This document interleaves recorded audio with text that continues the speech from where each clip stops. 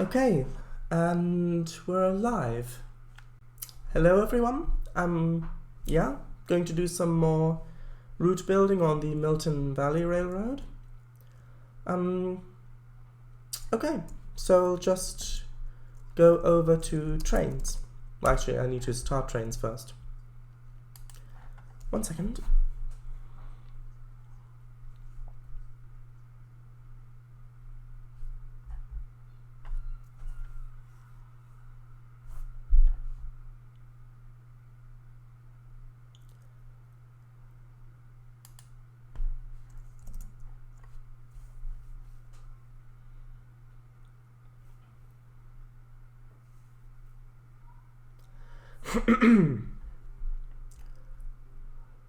Okay, and let me just go into window mode.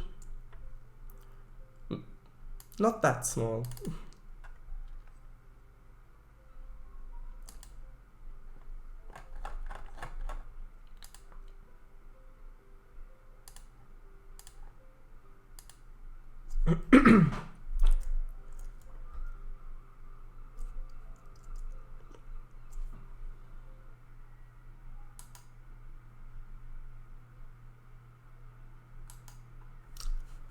As I can see, we've got 2 viewers. Hello. I've just loaded Trainz. We're just starting. Okay, so last episode we've finished this area of the valley with these passing tracks and a water tower, and now we'll continue on going sort of northwest or north by northwest, so in this direction.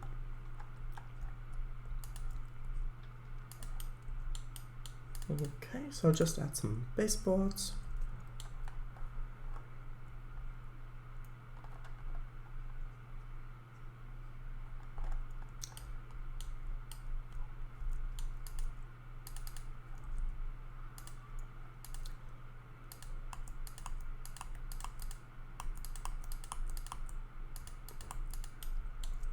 Okay, so if the line goes kind of this way and then just carries on going up here, that's good. So first let's place the actual tracks, and for this I'm going to use the placeholder track again, which I've remembered what the first placeholder track I was using was called, which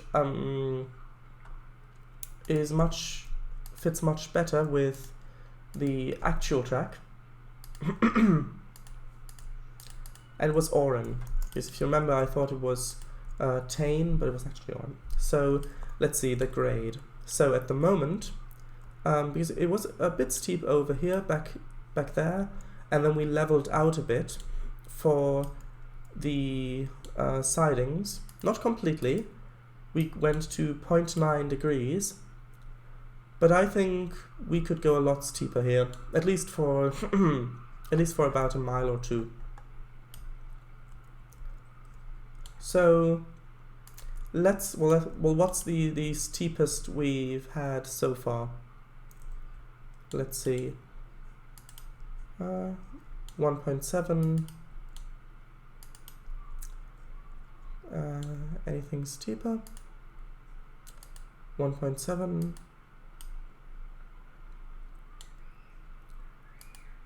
No, 1.7 is the steepest we've had so far. So I'm thinking maybe going up to 2.7. Well, maybe not from the beginning. Maybe we could have a sloping increase in gradient.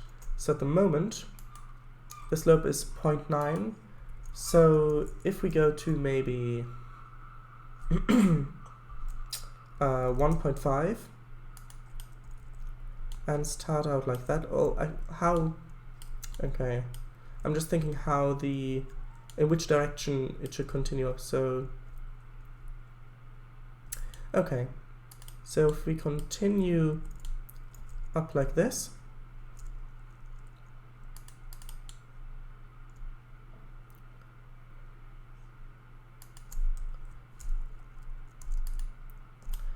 Okay, and then we go up to maybe 2.3 degrees.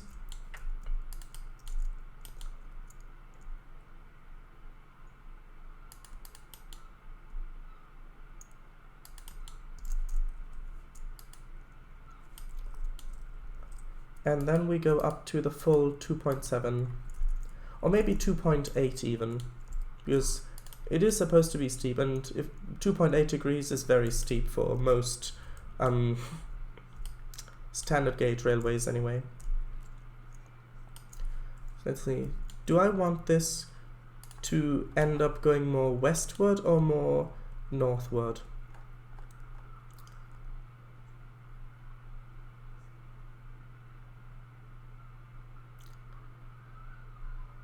I'm thinking probably both, so northwest.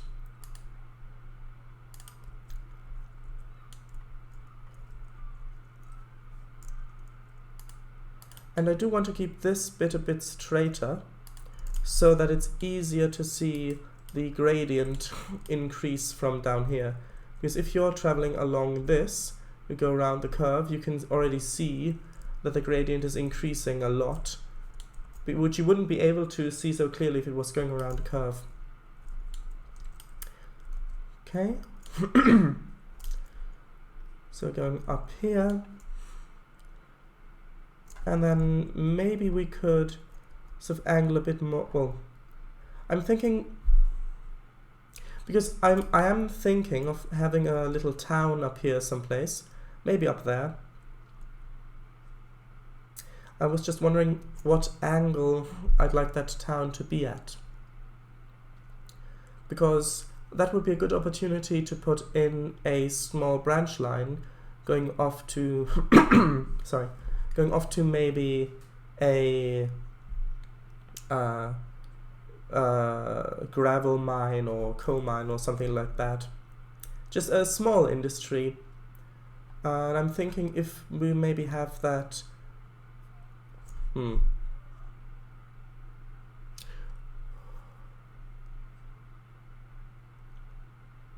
We could have that branch going.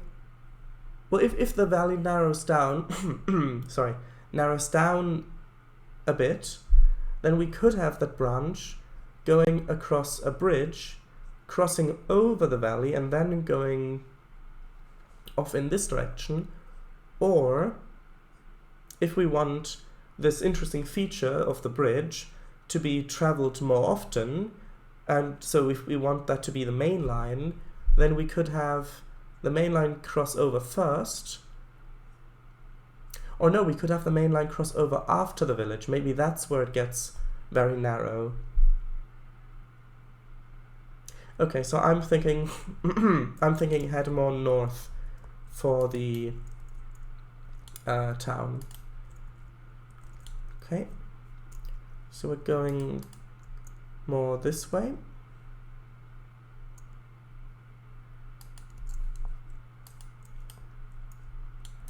And we do need to change the angle of this curve a bit. Something like that. And let's just see how high up this track is at the moment. Okay, we're already at 125 meters. That's good.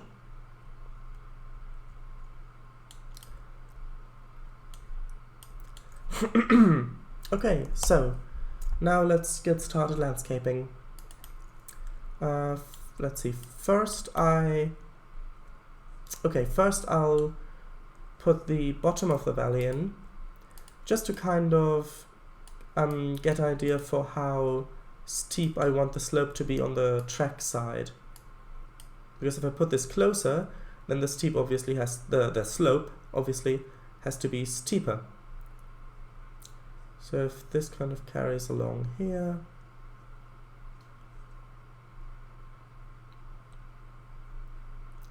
and carries up here.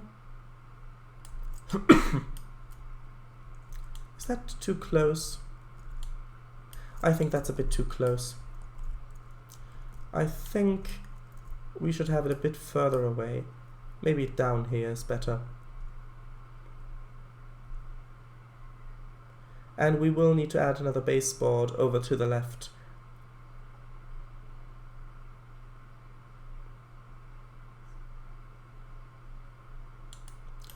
Okay, oops. So now let's see, if we imagine a slope going from the tracks down to this height, and then over here, this nice big rolling slope.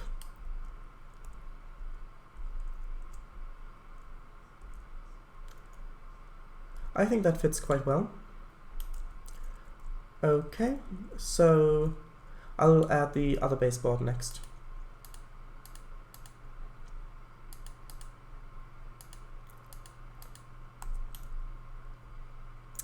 Okay, now let's do the slope on the track side first.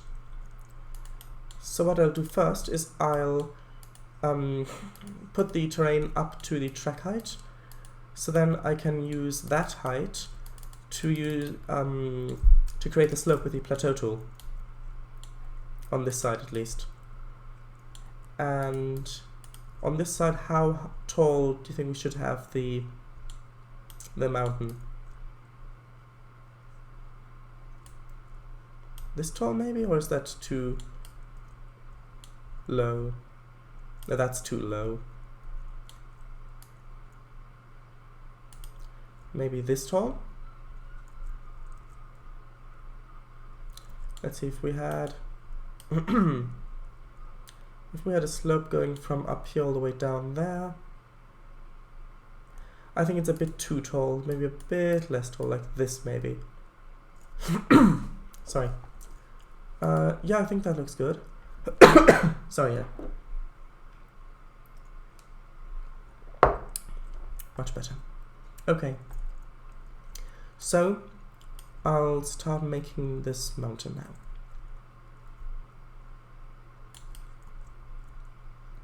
I was also thinking about maybe putting in a dam somewhere.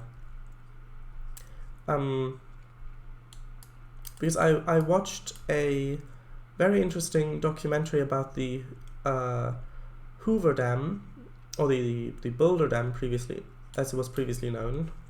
And it's really interesting how the landscape is changed, because there's on the other side is a very large man-made lake, because all of the water's been retained.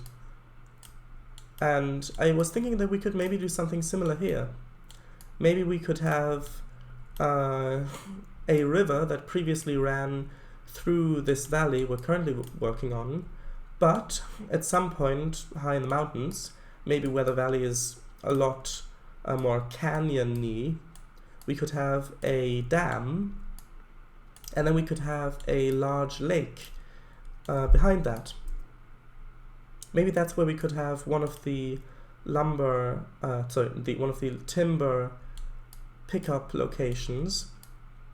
Yeah, we could, because logs, if possible, are kept in water before they're loaded. So we could have one of those loading stations there, where you're loading them by the lakeside.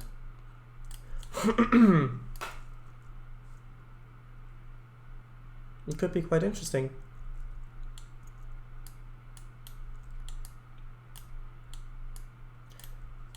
And again, if you have any ideas about this, then feel free to get in touch on Discord or in chat or whatever.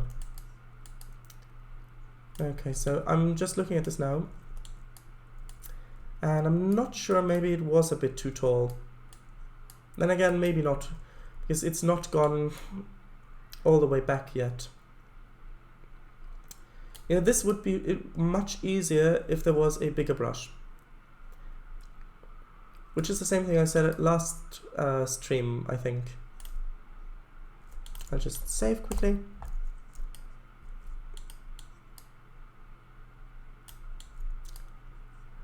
Okay.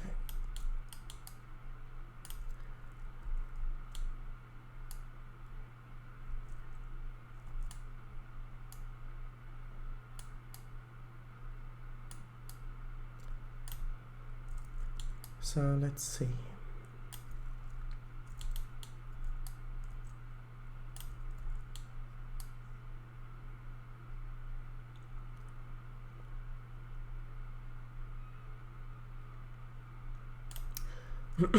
But one thing that's improved in TRS-19 over Trainz Any Era is that the plateau tool sensitivity is a lot stronger. In Trainz Any Era, or Trainz versions before that, the plateau tool used to work a lot slower, even on max sensitivity, and that's a good thing that it's been made more sensitive, because otherwise I would have to make otherwise this whole process would take a lot longer, because it would obviously take a lot longer for the terrain to come up to the height I want.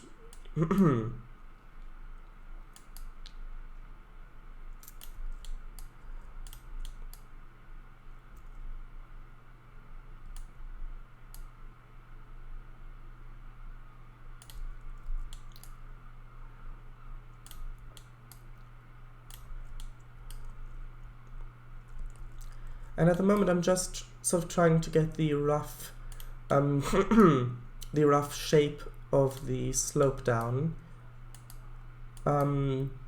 before going in and smoothing it out.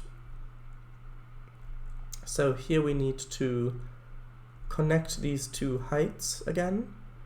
So I'm just kind of going to go over from here over to where the edge of the baseboard is. So kind of over to here. It's a bit taller than that. Maybe not that tall. And then I'll work on filling this area in.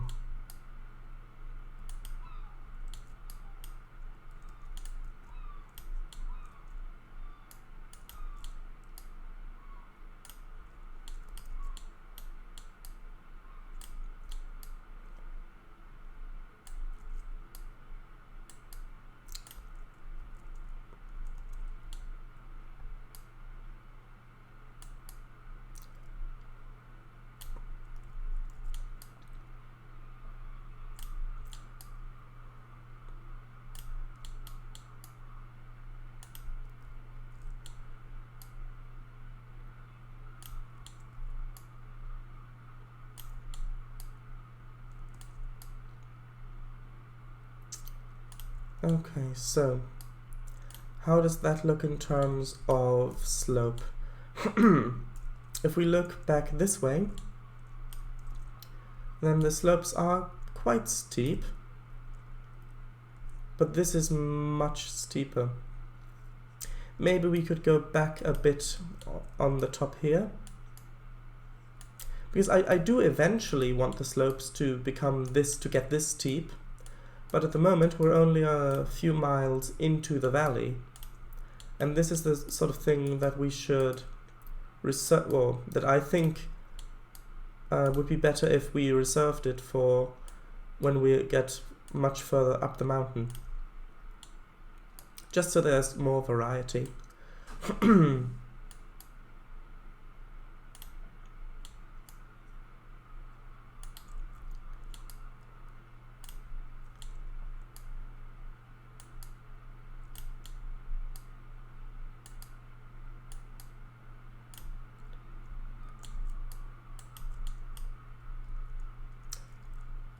That looks okay from below. What about from this angle? Well, you can kind of see the gap in there. That could just be a valley below. Although, maybe we could raise this up a bit more around this area, so you can't see the gap as much. Yeah, I think that's better. Although we do now need to make this a little bit less steep, because at the moment the trees look like they're growing out of a cliff face.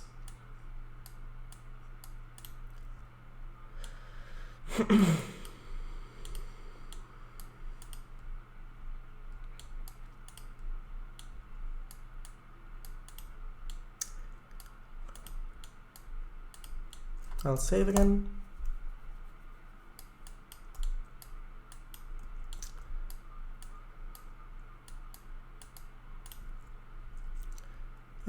yeah, I think that transition looks okay. Although this sort of angle of the slope needs to be brought a bit closer to the tracks, because it looked like the ground beneath the tracks was flat and then the slope just started suddenly.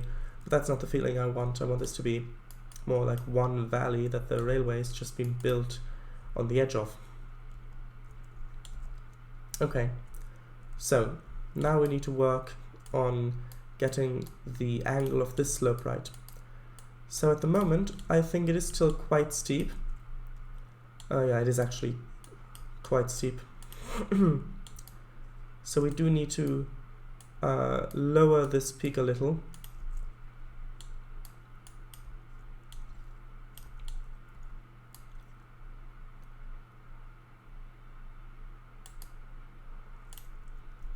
Okay, so we need to push this back a bit.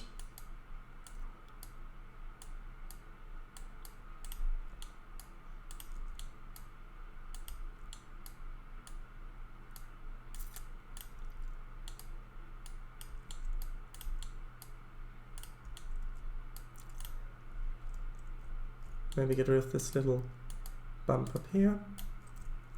Now how does that look in terms of slope?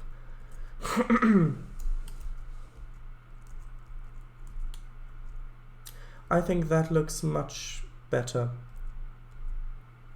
I mean, it's still an impressive slope, it's just not as ridiculously steep. Although saying that, if I look at it from this side, it does look very steep. Maybe just a bit more smoothing here, and then we'll move on to the next bit.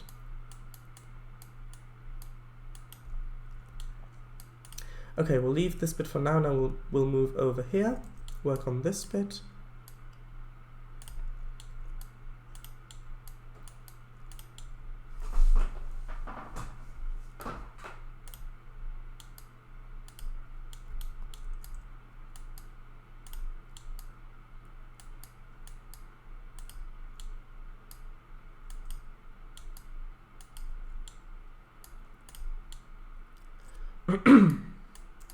And I have actually downloaded some, already downloaded some assets from the download station that we might use this session, or maybe next session, for when we get into the town. I've actually put them in the pick list on the left. So I've got some station buildings, some logging structures as well.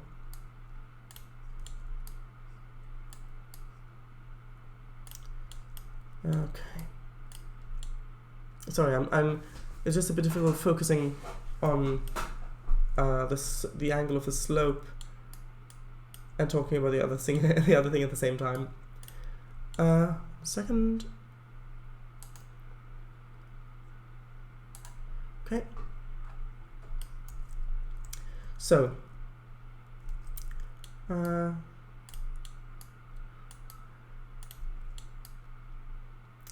I think this slope, I mean, it's getting better, but I think that this slope is still a bit too steep over here.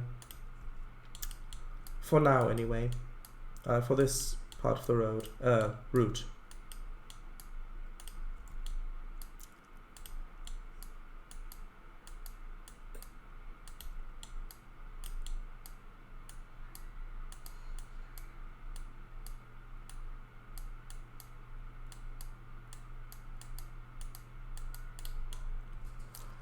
So now, how does this look? Okay, we need to get rid of this little bump here, and then smooth this out to the top.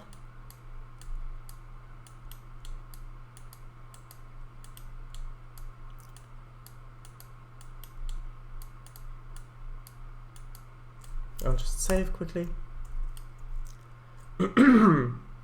Now, how does this look for an angle? If we imagine this angle continuing down and then maybe leveling off a bit and going down all the way to where the base of the valley is on the left, I think this looks good. If we imagine looking down along this valley from over here, going down here, across here, through there. Maybe we could even have another cutting somewhere along here. I think that might look good.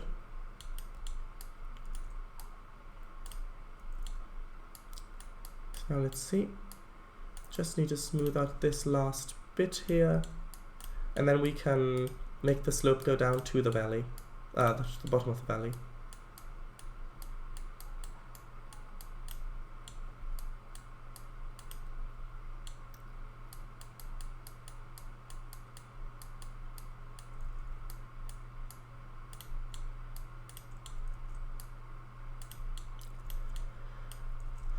Okay, I think that this is just about smooth enough for now.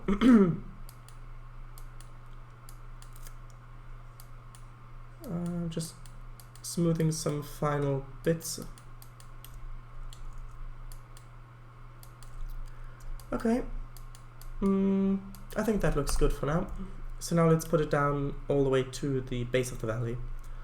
I'll actually start over here this time, and then kind of move my way back along the track.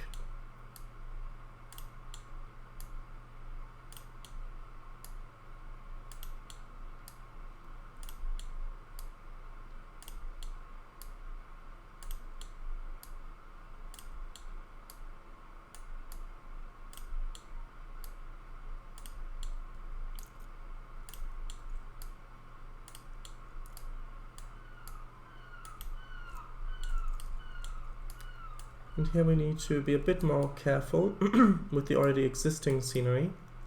And we do need to keep in mind as well that a road, the dirt track here, is paralleling, that sounds a bit strange, paralleling our track all the way up to the next town, so we will need to keep a bit of space open for that.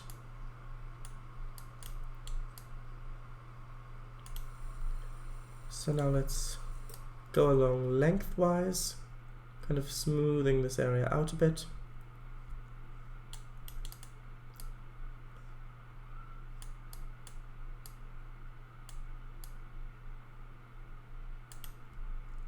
And let's actually put the terrain up to the tracks again, so it's easier to see what level the tracks are at, because as you can see here, I did kind of lower it when I sort of drag the terrain down to the valley floor. Is it called a floor? Valley floor? Valley bottom? One of those probably.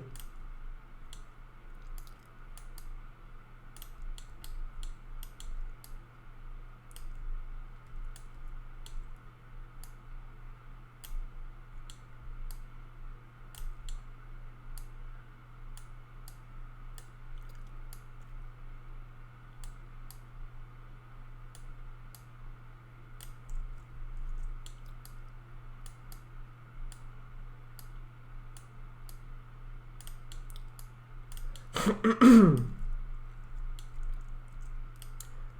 we need to just do the same thing here again.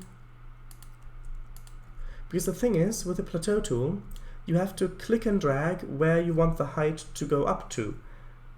But then it already starts raising the height around that.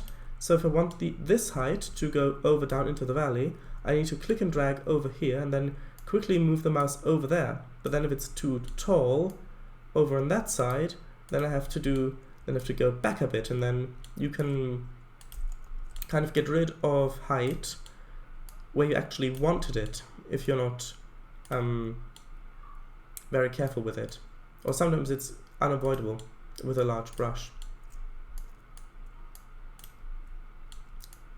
Okay, so just doing the sort of almost final bits of smoothing along here.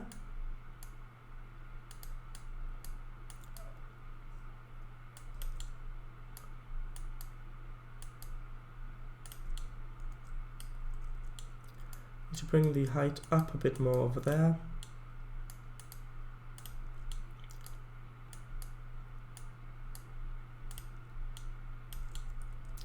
kind of smooth these divots. Is divot the right? I think divot's the right word. These little divots out here. These little bumps and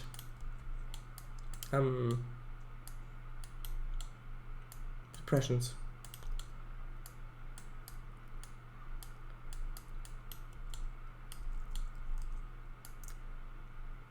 And now we need to just trim this back a bit more because at the moment it feels like this gentle slope is coming up here, and then there's this big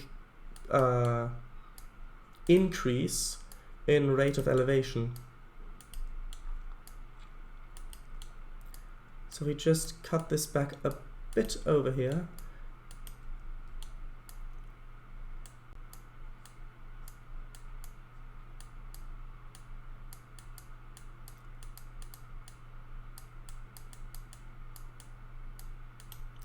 Kind of like that, maybe? Let's see. Yeah, that's better. It's a lot more rolling. So now, where would be a good place for the cutting? So, let's see, we're going down straight over here. We're coming in through there. I'm thinking maybe around here. So if I take this and pull this up and over a bit, kind of like that, maybe a bit further down over here. We need to be careful not to make this too tall, otherwise it would have been less expensive to just build a tunnel or dig a tunnel. Well, depending on the type of rock around the area. If we just drag this over here down a bit, just like that, kind of. Maybe not that tall. Maybe something like this. Then if we look at it from, can we still see into the valley? From here, yeah, well, it is a bit in the way. So maybe if we lowered this again, maybe like this.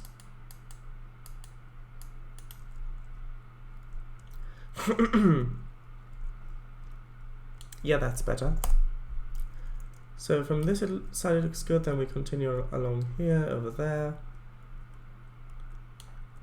And from this angle, we won't be able to see the valley, well, much.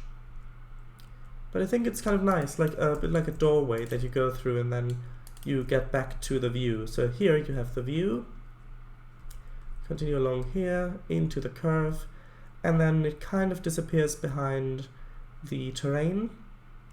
But then as you get closer, it's like a doorway or a window that opens up, and then you're back out and you've got the full view of the valley again. And from the other side, well, here we have, well, from here we can kind of already see it. Maybe when we have textures down, we'll see it a bit better. Then we'll carry on here.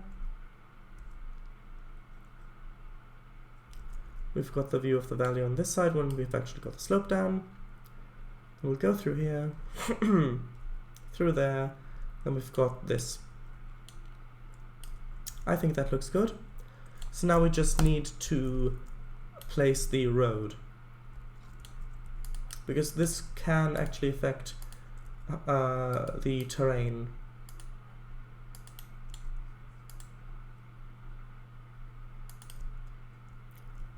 And let's just make sure that this isn't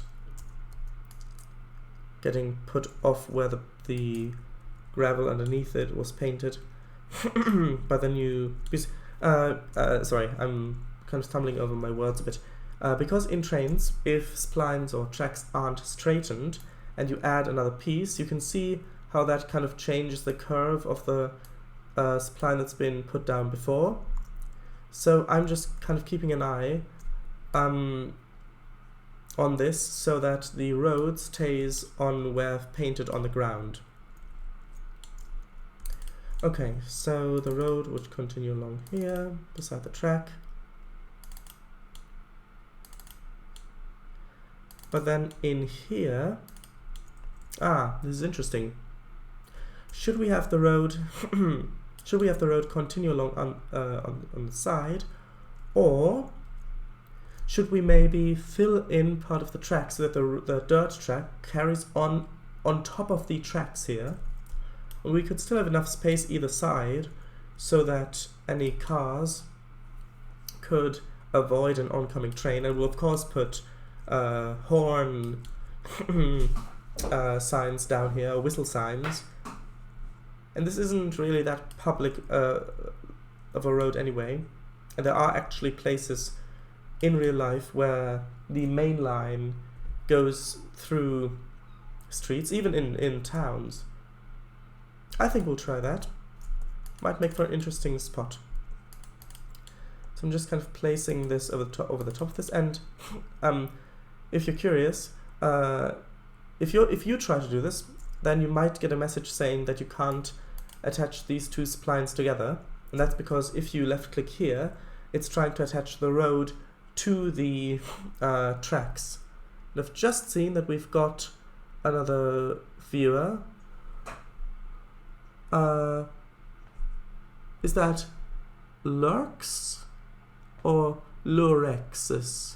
I think Lurks is probably how it's pronounced. So hello Lurks, welcome to the stream. We're just working on this bit of the valley, kind of just placing the trackside road, which at the moment is going over top of the tracks through this cutting, which we might actually make a bit narrower now that I'm thinking about it.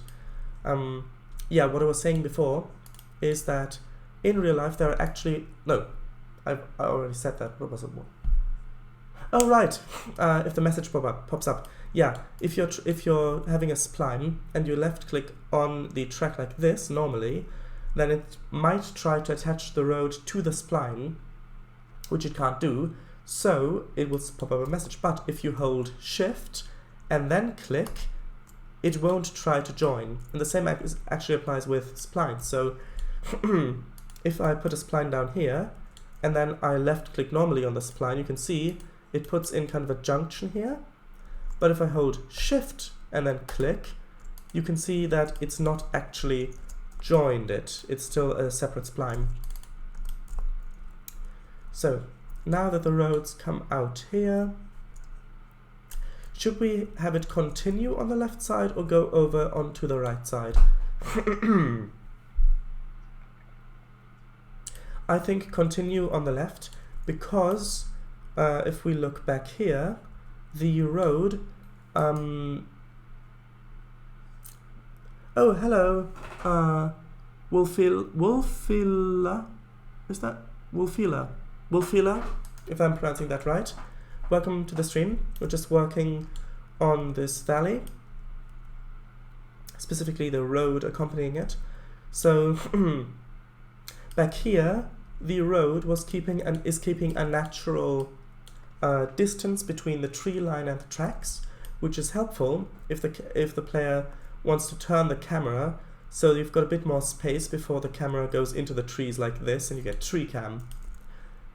So I think I'll keep the road on the left side of the tracks after we've cleared the cutting. Okay. Sorry. Okay, so I'll go along here, maybe straighten this bit a bit. This bit a bit. We'll continue along this way and just basically parallel the tracks.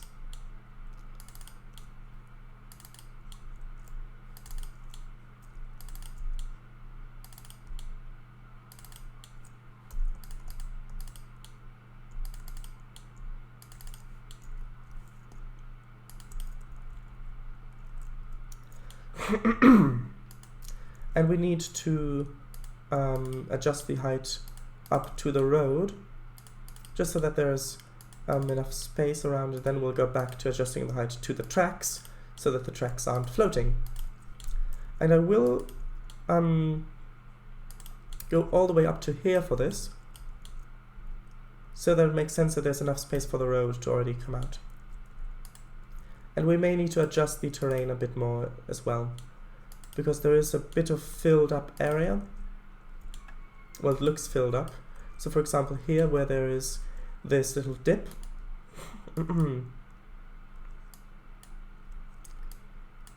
it looks better if we're going along the side of this valley, if there aren't these little dips there.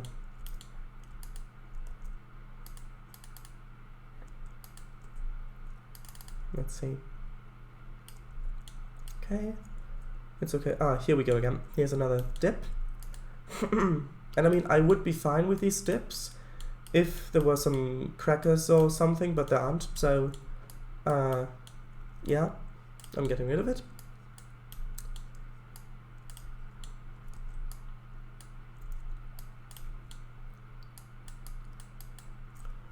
Okay. Oh, hello another viewer, or another TV viewer, sorry. Welcome to the stream. Just working on making this valley, specifically the edge of the terrain besides the tracks. And we've got this really interesting bit over here with this cutting, where this dirt track that's mostly used by railroad personnel anyway to access the siding, actually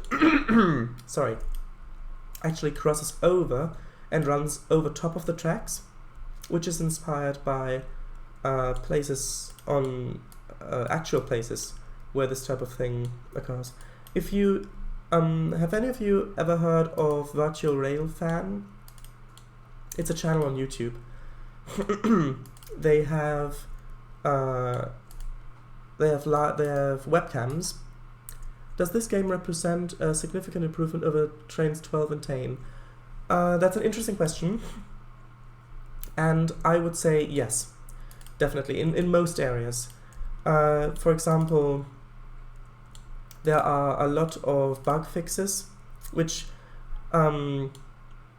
just off the top of my head, that's one of the improvements. Another is that if you go into QuickDrive, for example, I'll just do this quickly. If I go into QuickDrive here,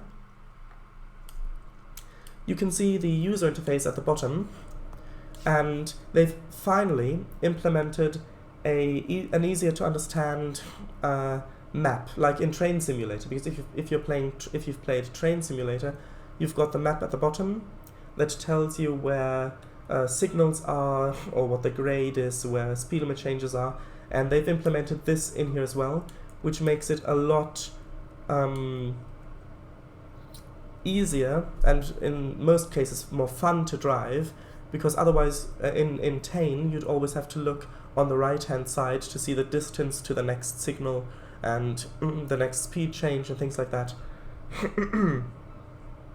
So that's one thing. Another thing is oh, what was I saying? Yeah, right, another thing is that some of the sounds have been improved a lot, which does add a lot to the feel when you're driving around. So for example, if I go to DCC mode, just to make this easier, when the train reaches around 35 miles an hour, keep an ear out for the clickety-clack on the tracks.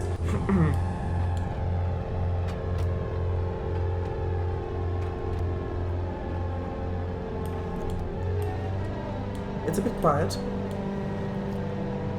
but if you can hear that, it sounds a lot better, because previous versions of Trainz were still using that same clickety-clack sound that from the first versions, and hearing these more realistic sounds definitely adds a lot.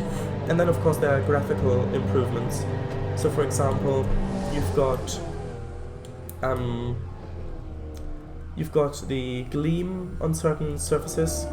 So this locomotive in particular has a lot of this sort of glitter, and it doesn't really look that well on this locomotive, but on some other things it does. For example, on the tracks, if you look at it from this angle, you can see this glow around this gleam. Also on the water, it reflects on the water nicely as well. If I get the angle right, like that, for example, you can see this. Now, those are just a couple of the things that just come to mind. There are a lot more improvements. But one thing that you do need the UK edition of the game is $19.99, so it's a little out of my budget range, sadly, for now, but I appreciate your help.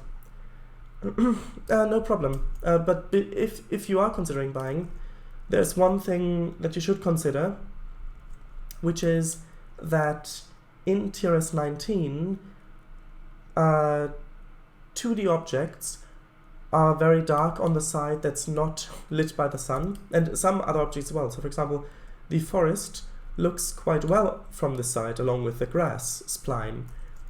But if I turn the camera the other way, you can see that the grass looks quite dark, and with some other objects it looks black, and so does the forest. So if I look at it like this, you can see the forest looks very dark. This way it looks more vibrant. And it is very apparent in some cases. So yeah, that's one thing to keep in mind. But overall, yes, I would say it is definitely an improvement. So now let's get back to working on the terrain. And by the way, thanks for typing in the chat.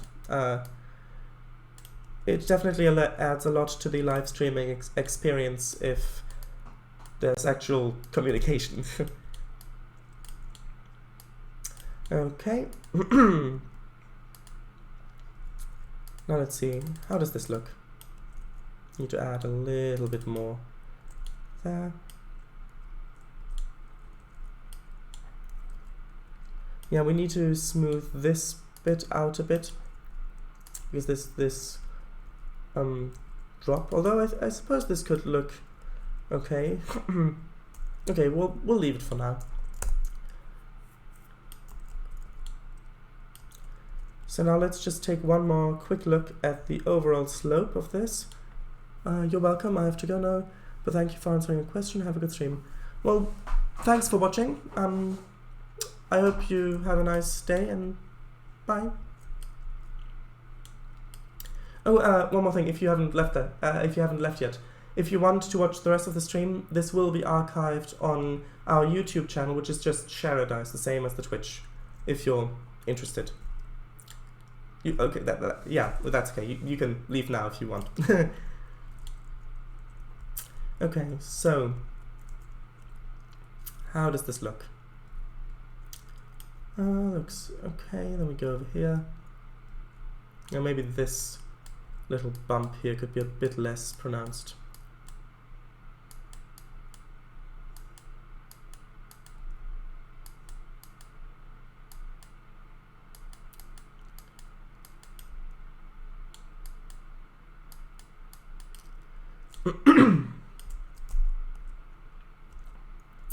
Okay, so I think that this side of the valley looks good enough for now.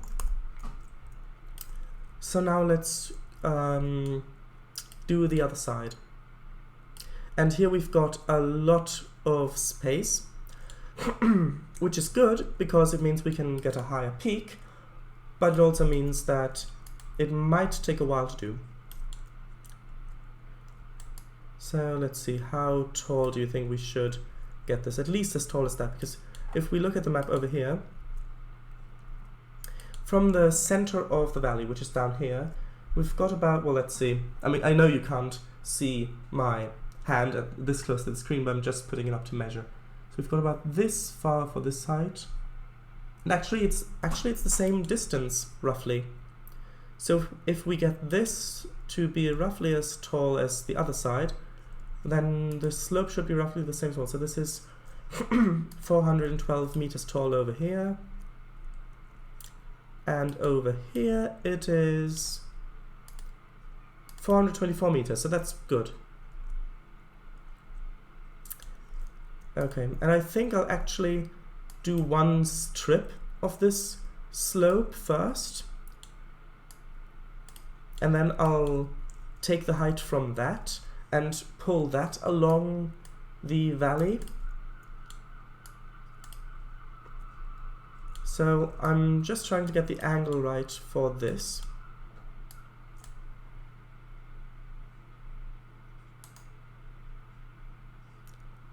Okay.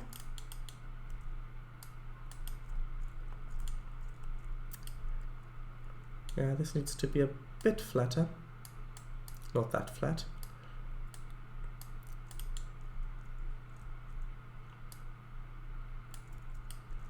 Okay, so if we imagine this is the bottom of the valley, no, because this side of the valley, the slope starts quite flat, so it needs to start quite flat on this side as well.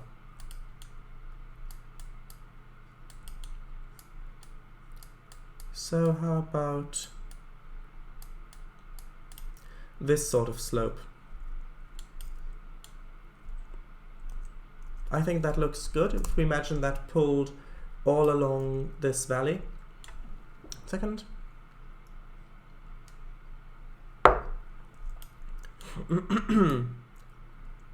Okay, so now I'll just start pulling this along here.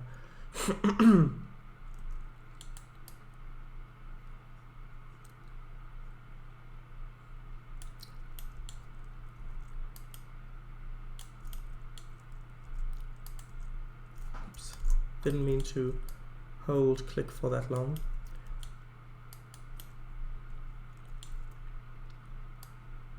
Because sometimes in Trainz, in TRS-19, I'm not sure if this is because of TRS-19 or just my trackball driver, because I'm using trackball.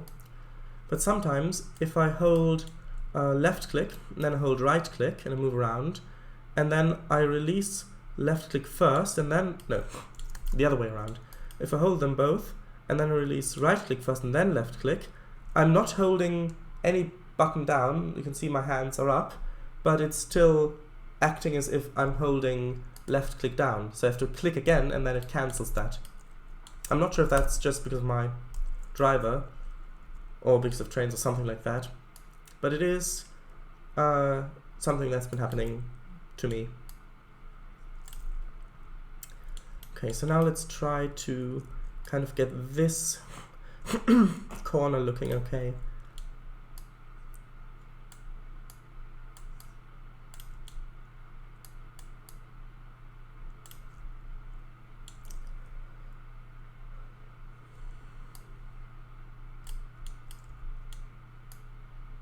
I'm just adding a bit more terrain over here so that I have more space to work with when I'm taking the height from over here. Okay, so now let's get this side and work on pulling back this part of the slope.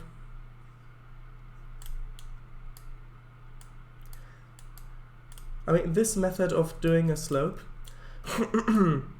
is quite helpful if you don't already have a specific line on the slope that you need to keep to, like for example the height of the track.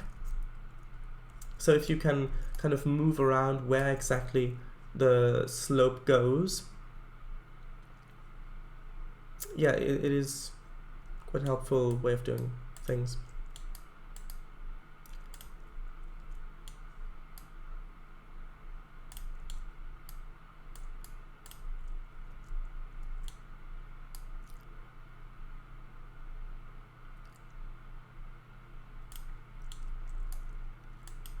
Oh, one question that I did want to ask is, I am making a Trainz route building tutorial series, as I mentioned before.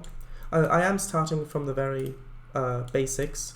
At the moment, I've recorded up to where we handle the basics of signals and signal blocks and track markers and those sort of things.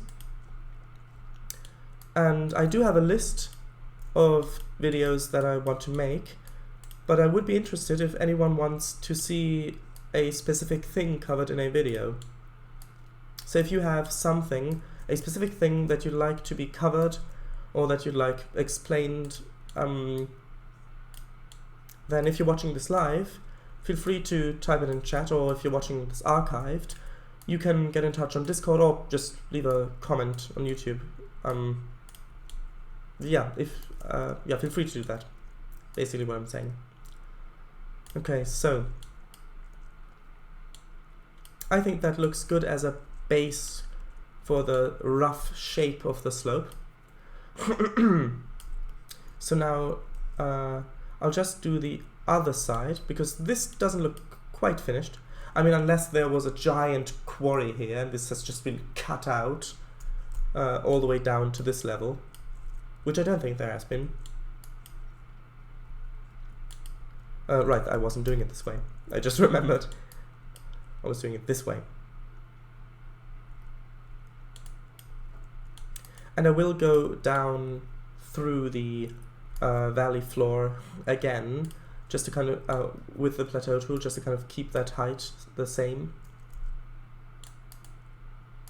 Because I do want to keep it the same, at least for now, because I want, as the track continues up the side, I want the player to be able to see how much progress they've made up or down the mountain. And if the valley floor climbed with them, then they wouldn't be able to see that visually. I mean, they'd be able to see it on the map, how far down they're going, but it's nicer to see visually as well, or on the actual terrain, I mean.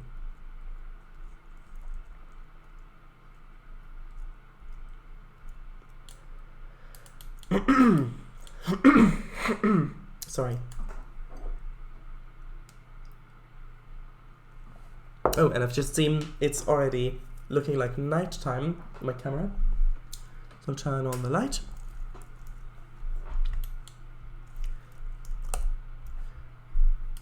And actually, yes, I'll just quickly open the camera settings just to see if I can change the highlights a bit. Or has it already changed? Let's see. Before I think I was using this one before. I'm just seeing if the settings. Bear with me. I'll be back to root building in a minute or so. But that's odd. It looks like it hasn't really changed. Huh. I'm just looking on the stream on the other monitor. Well, if I go back to where I was before, I'll be back to rebuilding in 1 minute. I'm just waiting for the stream to catch up. It looks more orange than it did before, I think. Maybe I was using default.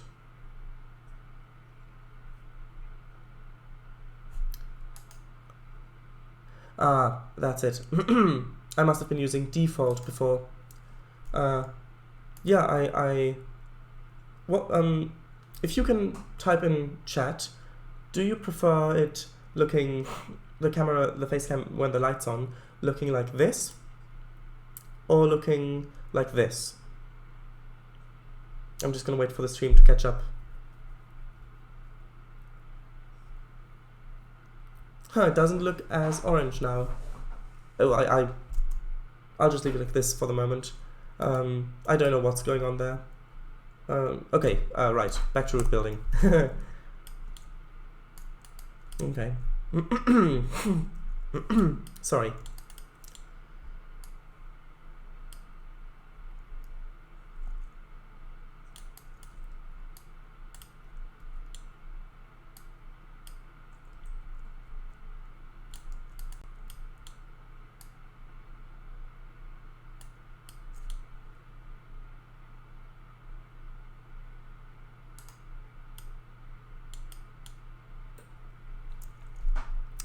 I've just seen we have another viewer.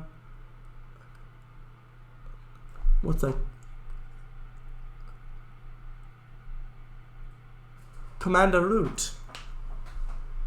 I think that's Commander Root. Bit difficult to read from here.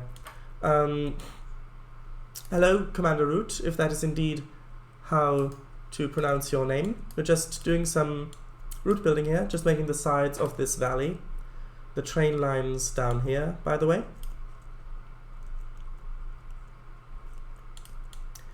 And in case this is your first stream here, these streams are going to be archived on YouTube. Actually, the first 3 already have. So it's just the YouTube channel's name's just shared. It's the same as the Twitch channel if you're interested. Okay.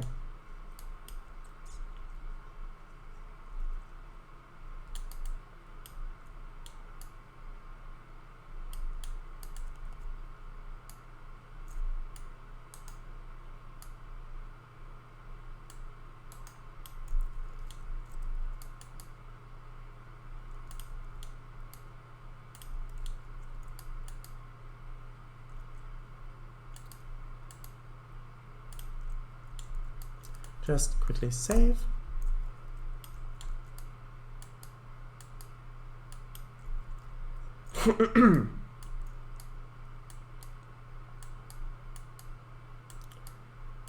Okay, now how does this look as sort of a rough, well, these bulges don't look good, but aside from those, how does this look as sort of a rough shape for the slope?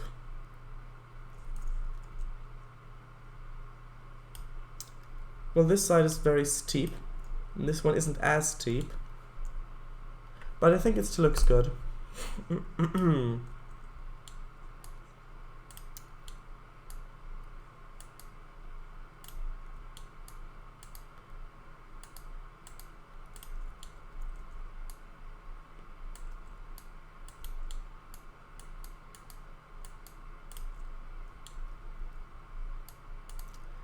Okay. So after this slope has been finished, we'll get started doing some of the texturing. And at some point, I do want to actually run a locomotive up here, just to measure the distance. Because in in TRS 19, at the bottom of, if you're driving, on the little bottom map, which is which says the height of the track and where signals are, that thing, there are little numbers at the top that go down, these lines that go across. Those indicate miles or kilometers, depending on which system you've set. Since the locomotive has driven since the session started. So if you want to measure a length of track, you can just run a locomotive along it and then see what the distance says on the bottom. If you have a long route, I would recommend using an asset called Jet Sled for this, because it can go over 1,000 kilometers an hour, and if you turn derailment off, it's a quick way to measure length on a route. And we've just gotten another user. So let's see, what's that? Electrical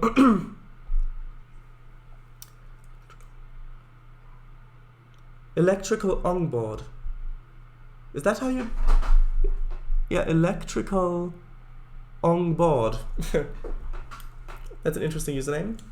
Welcome aboard. Yeah, just making the slope in this valley.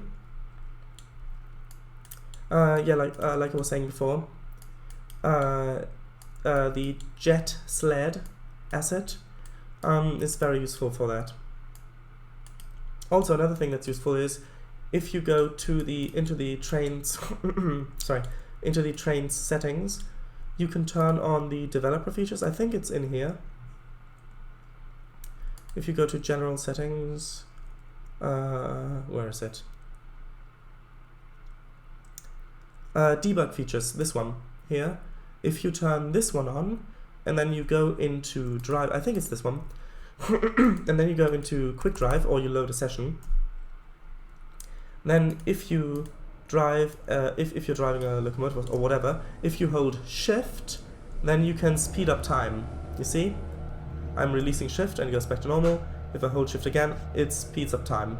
And this works not only for the locomotives, but as you can see, for example, the traffic on the road, if I hold shift now, also speeds up. So the whole game speeds up, which is very useful if you're testing sessions you've made. But with that, you do have to be careful, because when trains are coupling, whether they are the player train or an AI train, the trains will likely derail if you're speeding, if you're fast forwarding while at the moment of coupling. Yeah, so you do need to be careful for that, but it is a very useful feature. It is a feature that I didn't know about for the longest time, which would have been really, really useful if I had, but yeah. I mean, I do now, so that's good. And so do you, if you're making sessions.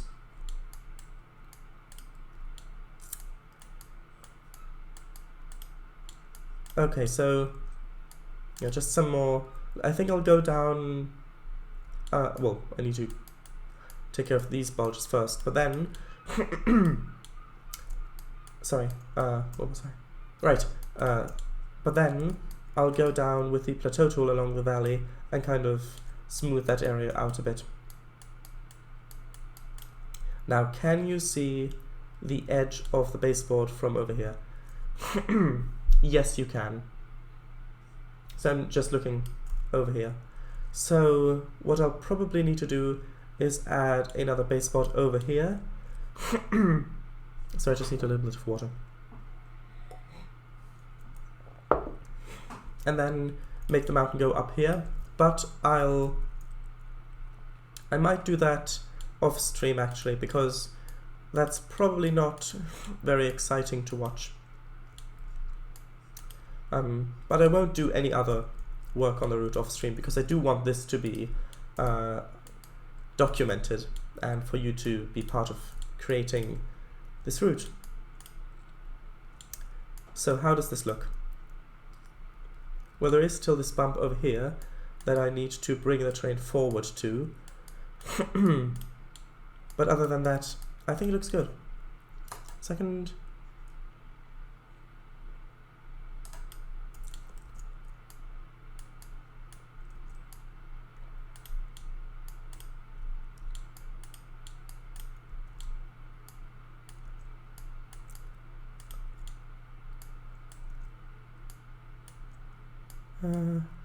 Not that much.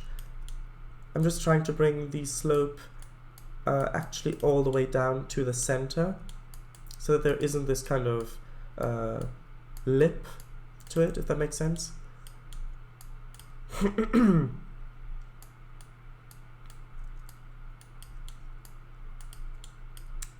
Now let's see. Okay, I think that looks good for now. So now I'll just, like I said before, go down the center.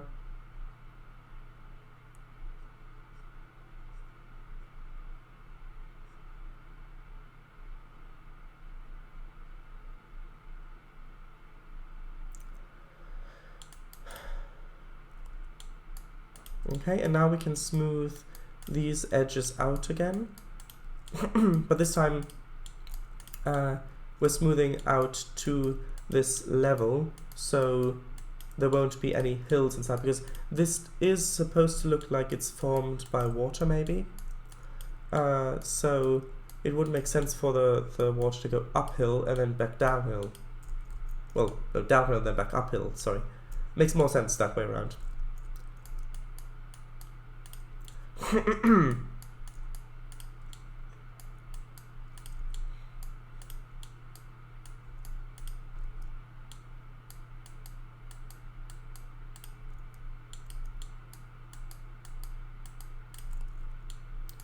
Okay, now just a few more bumps to smooth out, and then we'll be finished with the slope.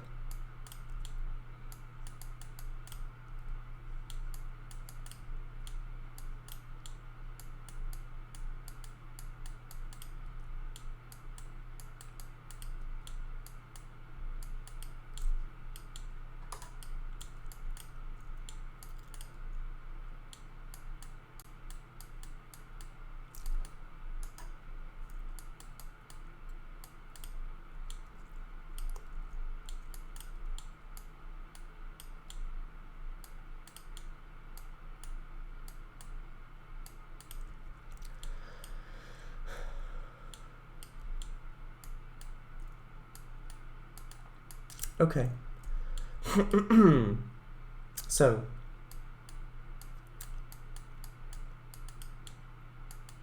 I know I said okay, and I'm just continuing to do this, but I will stop in a few seconds. Namely now. So, how does this look? Going along here, looking at the valley at the other side of the slope. Well, there's kind of a dip over there, which doesn't look that great, so I'll just quickly fix this.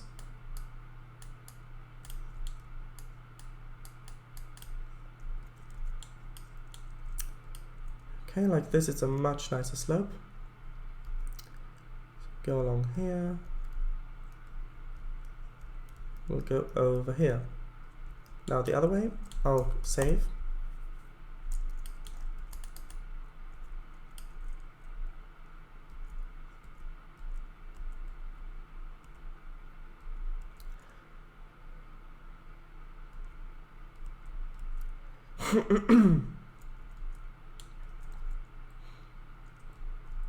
Yeah, I think that looks good. So now we can move on to texturing.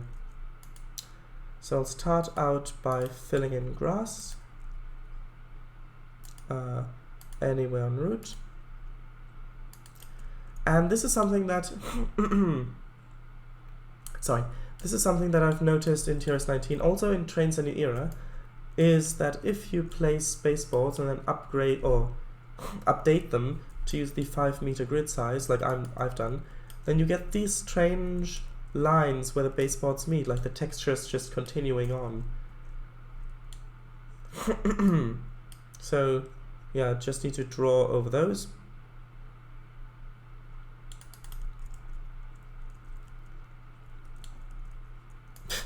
This looks funny. Just this line of thing going across the landscape. Imagine if this type of thing actually occurred somewhere naturally.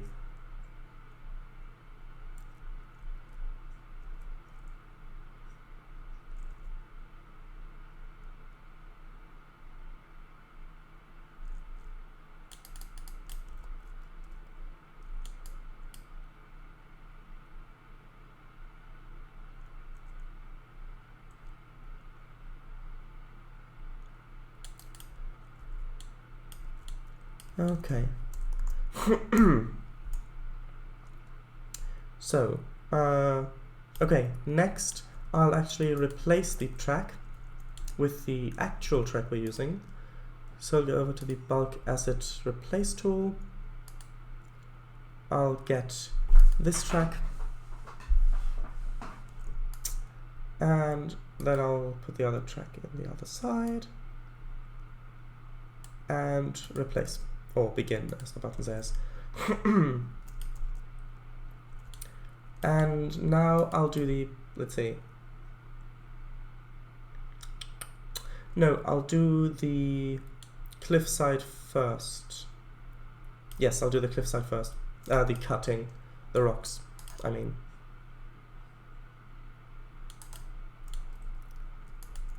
So just get the texture from over here, and then go back.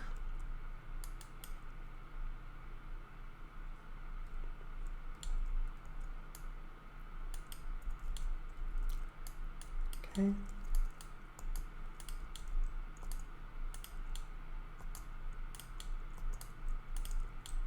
And I'm kind of, I am rotating the texture as I'm going, so that we don't get as many patterns appearing. Actually, no, I missed an important step, which actually I'm not sure if it's that important in this case, although it might be, because usually when with these cuttings, you can see how steep Trainz has made this. This means that textures are stretched a lot on this, even if I place rocks, which doesn't really look that great. So what I tend to do is with cuttings, I tend to go along the inside with a brush that's just a bit bigger than the cutting with a plateau tool, and just kind of decrease the angle of this cutting. So like this, as you can see, this is now, it's still a bit stretched, but nowhere near as much as it was before. And I do think that that's actually improved this area, maybe just a little bit more. And we do obviously need to put the height of the terrain back up to the track because it's on a slope, so it will have pulled it away.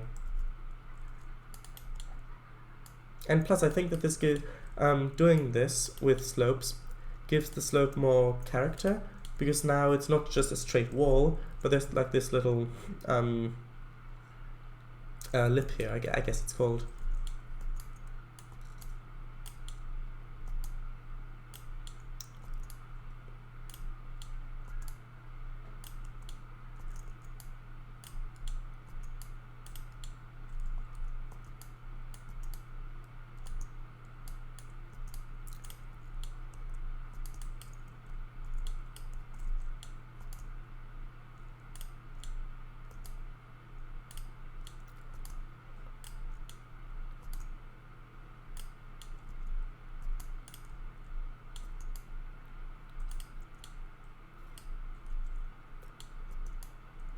Okay, and we need a bit more rock just up here, and, well, over here too, I guess, and here.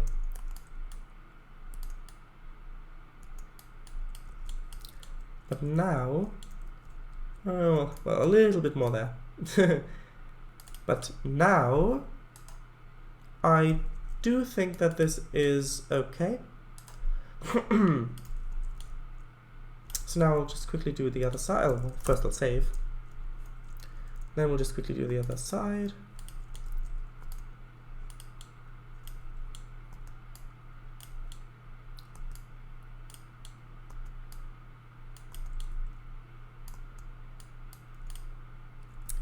So kind of like this.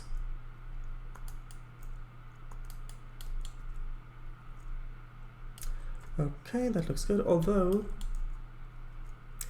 at the moment it looks like there is plenty of space for the road to go. So what I'll actually do is I'll make the height of the road fixed. So I'm turning these to fixed height spline points. And then I'll just gently use the plateau tool to very gently kind of pull this rock closer to the track, kind of just gently pulling it up further. Not that much. I don't want it to actually go over the road, but I do want the slope to come as close to the road as it can, so that it makes sense that the road would have to go over the tracks without them needing to blast away more rock.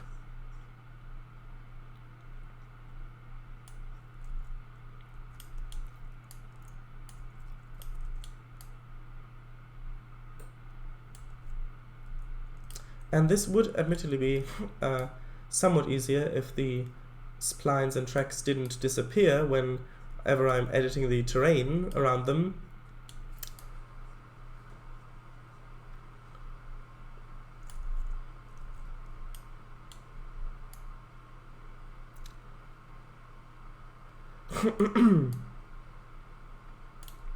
And we need to pull this up close wherever until the road leaves the track, so right up to about there. So maybe just a bit taller, and we can put the terrain back down if it's covering the road.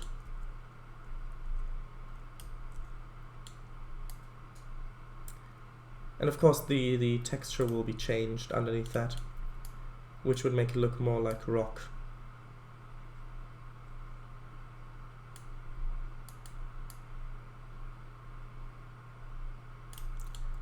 Okay, that's a bit too much over here.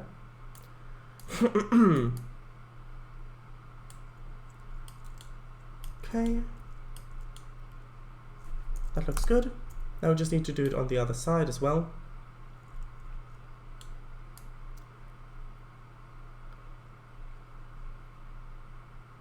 Maybe I can increase the sensitivity. No, that's too much. I was saying increase the sensitivity a little, so that it's a bit quicker. Also, it looks like I need to move the road slightly because the ballast is kind of peeking through on this side, and it would look better if it's in the center.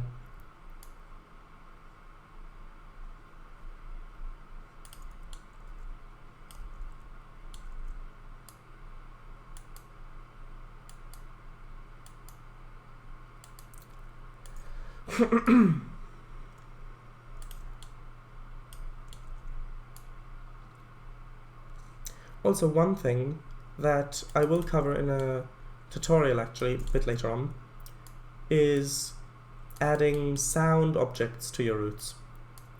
It might not seem like it's that important, but having like, depending on what the environment is, having maybe bird song or wind, or in a city kind of have Foley noises, or in stations having kind of this mumbling of people, does add a lot to realism. It really makes you feel like you're at this place rather than it just being wrong tool. Rather than it just being a simulation of that place. And if you're making, for example, if you're planning on making different sessions at different times of day, then I would suggest putting the different sound objects for the different times of day on separate layers. So I would, for example, with birdsong, I would create a new root layer. So going here, adding a new layer, adding a new root layer, maybe day sounds or something like that, and then place all of the sounds that you want to play during the day on that layer, so that if you are making a night session, you can just turn that layer off in that session. And then you could have the same thing for night noises, or maybe rain noises, or yeah, well, maybe not rain noises, maybe rainy day noises or something like that. And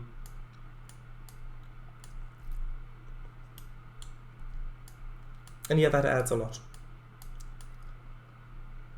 Also adding noises to when there are crowds of people. Some assets, like for example, stations or the people crowd asset, do already come with noises that they make. But if you're putting a lot of people down in a place, or if you have a big station, I would suggest adding more noises.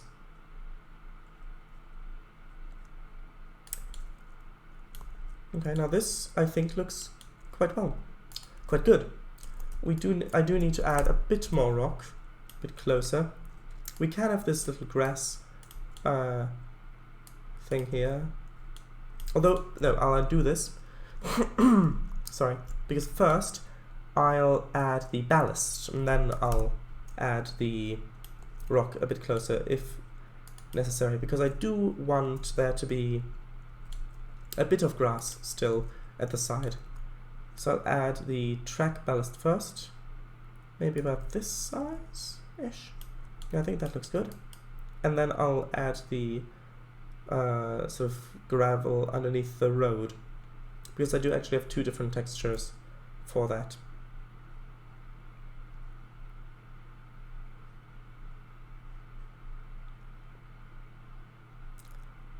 Also, another thing that some Trainz users might not know is that you can actually change the lighting colors if you go over to, where is it? Edit, the edit menu, down to environment. Then here, if you click on these little dots around here, you can see, oh, that looks nice.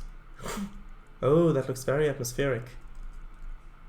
Anyway, you can see that you can change these red, green, blue dials here, and you can select different elements to edit here, which is like watercolor, sun color, ambient color, or skybox colors, and you can change these for each of these little green dots that are selected.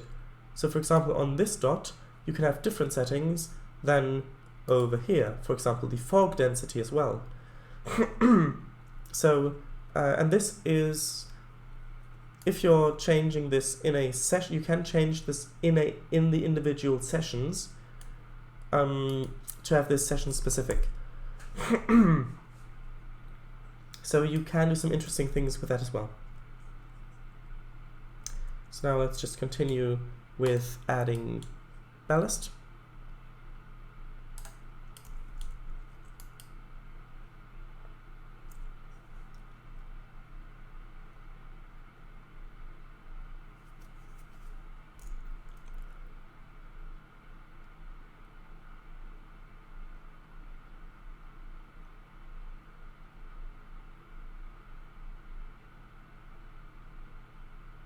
I think I'll need to go over this bit again in some places, because Trainz is lagging a bit because I'm streaming. So when it lags, it paints less on the ground. Yeah, I do need to go over this some places. Maybe not that much.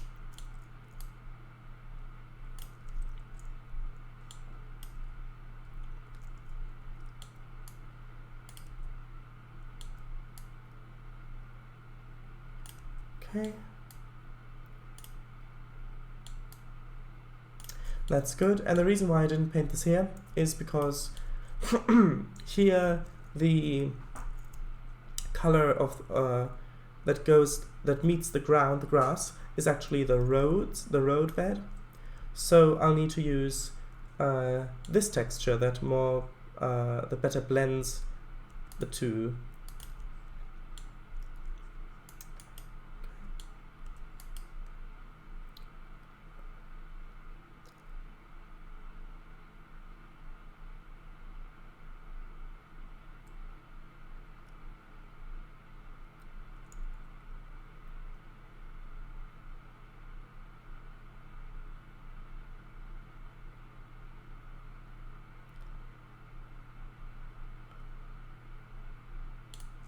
Okay, now I'll just quickly save.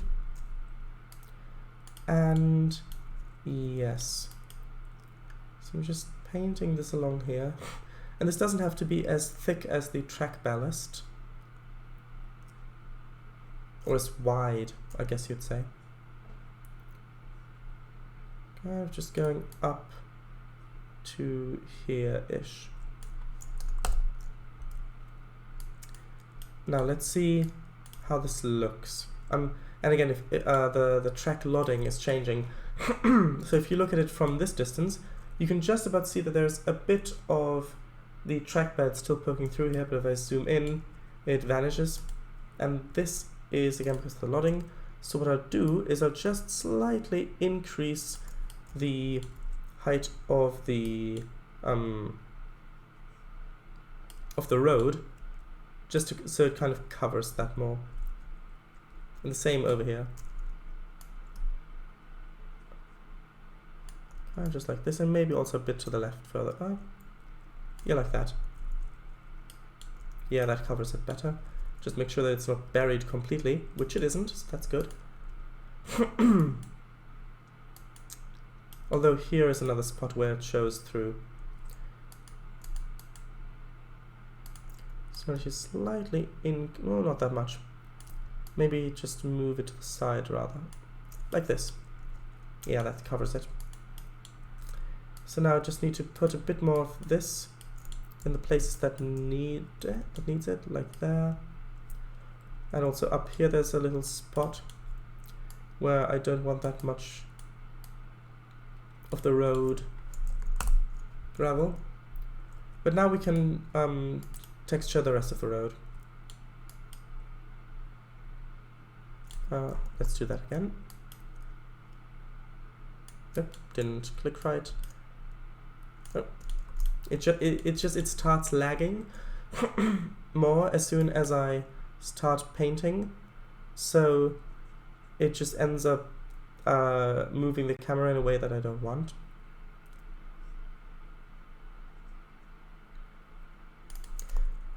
Let's see. Now I need to do this again, it wasn't in the center. I'll get this right one of these tries. Okay, so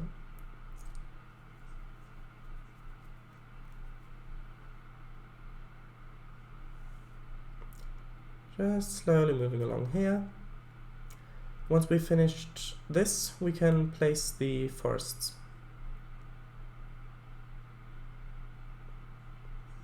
And if you've watched the other streams, you'll have you'll have noticed that this is kind of the workflow I have when I'm making a route.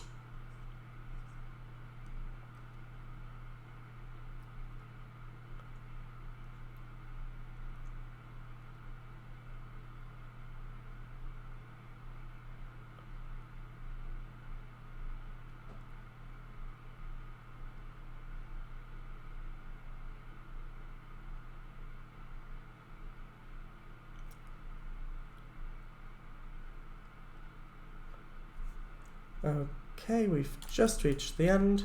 I'll save. And let's look at how this looks. Okay, well then there are, for example, in this spot here, you can see this hard edge because the texture wasn't painted underneath it. So I just need to quickly go along and fix some of these areas, just so that the road blends in better with the terrain.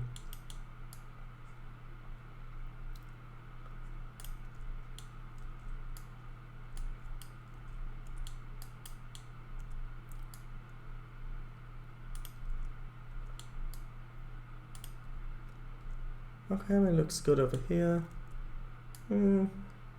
That's probably as good as I'm going to get it, because I don't want to completely get rid of the track ballast texture either, because then then we'll have the sharp edge on the track ballast. That looks good. And over here, I think a bit more grass, just in this little corner over here, maybe over here as well, because I do want to get a grass spline in here, and this is why I painted the other textures first, so that because as it turned out, there was too much rock, and I wouldn't be able to fit a grass, the grass spline I was using in between there.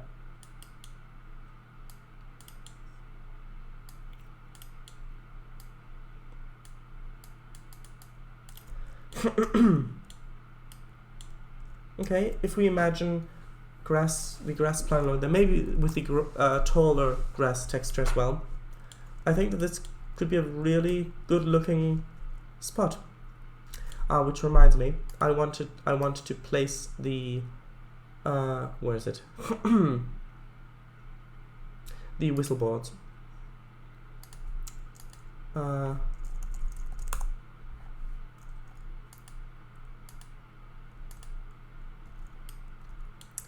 Canadian Pacific whistleboard, because I haven't actually chosen sorry, I haven't actually chosen an asset I want to use for this yet.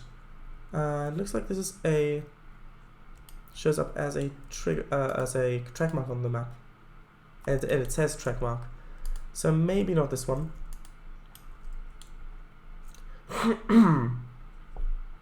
I think these are better, because there is a left-hand side one and a right-hand side one for these. What does this look like on the map? That's a trigger. You can see the little green T symbol, which might mean that when a train goes over this, an AI train maybe, it might automatically whistle, which I'd rather put down manually, maybe.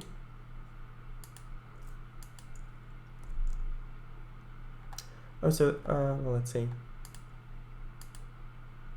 No, that's too big. I think I'll use this one instead, the taller one, simply because one, it's further away from the track and it's easier to see, and two, as far as I know, it's not got an automatic whistle trigger, which I would like to add myself later.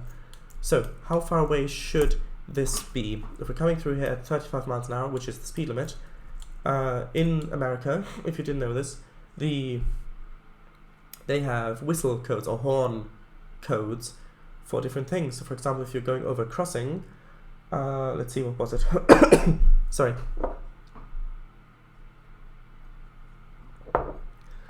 Yeah, it's 2 long blasts, then a short blast, and then one more long blast, the last of which should take the locomotive onto the tracks. So it will be blast, blast, and then another blast, and then one more blast, going a long one going over this. So if we're traveling 35 miles an hour, I think here should be good, this distance roughly. So from here up to there, and then from there sort of up to here, probably should be good. Maybe we should actually use the other one for this, because it is a bit too close to the track. And by the other one I mean the one that's on this side. And I'll actually put this in my pick list so I don't have to go back to it all the time. Now, I mentioned automatic horns or whistle application before, and there's actually an asset which I think does this automatically. I'm not sure if you have to add a session rule for it, for AI Trainz, I mean. But it looks like this. This is the single direction one. There's also a bi-directional one which should trigger if you're going across it both ways. But I would like to actually test this. So this is the first horn, we've got second horn, third horn, and we've got the fourth one taking us across. So now let's see if this actually works. We've got one here, turn around, 2, 3, fourth one. These aren't evenly spaced. And actually, well, let's test this. Why not? I'll add the forest in a bit, but this is an interesting test. So if I put a track mark up here, for example, so let's say this test 1, and then I'll add a locomotive down here. I'll actually add this on the session layer. Not this one. This is one I've downloaded from the download station, the novelty, which is actually the name of it, which is an actual locomotive that did exist. But no, I'll pick something a bit quicker. One second.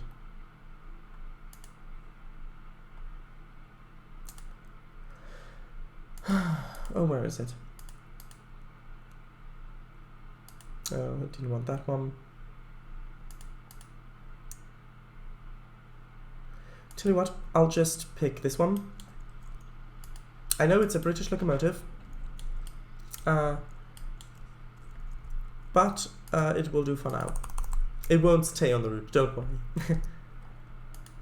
Although it is a very nice locomotive. Okay, so now, and you can hear the horn if I, the whistle if I tap it. So if I go over to driver commands and add a driver command to drive to track mark track 1, I'm going to put my hands away from the keyboard, and let's just see if it triggers the horn. Also, I hope the game audio isn't too loud when I'm talking. If it is, please let me know. Oh, it does. Listen.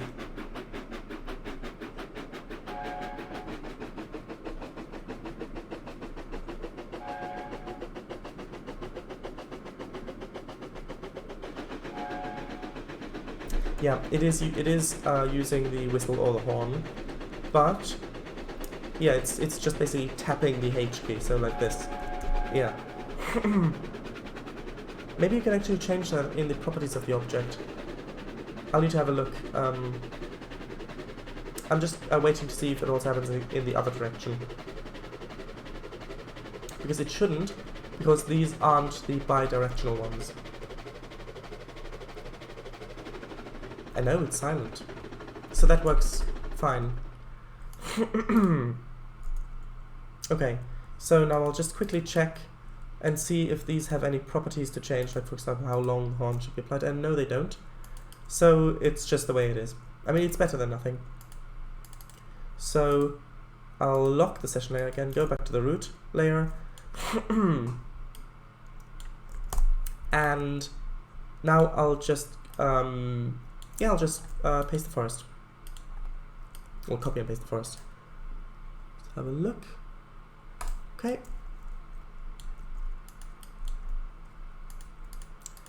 Going back to my denser piece of forest up here. Stuff around there. And we're actually getting to the point where it's easier to get to this place, to the place we're working via the map. Oh, and there's actually a thing. If you look here, you can see that those whistle triggers we've put down, which automatically triggers the whistle, are represented here by these trigger symbols, which means they do act as triggers. And if you go looking through the trigger list, you will actually see them show up, I think. So I might need to rename those at some point.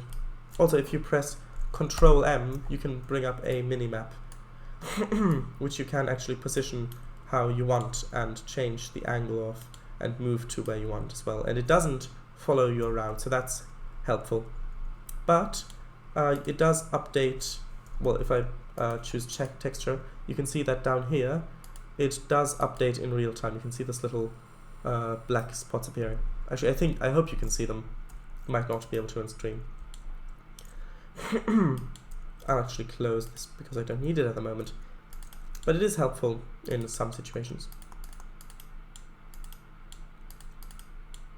And again, I'm placing this over the tracks so I can delete the trees I don't want later, rather than not having enough trees where I want them.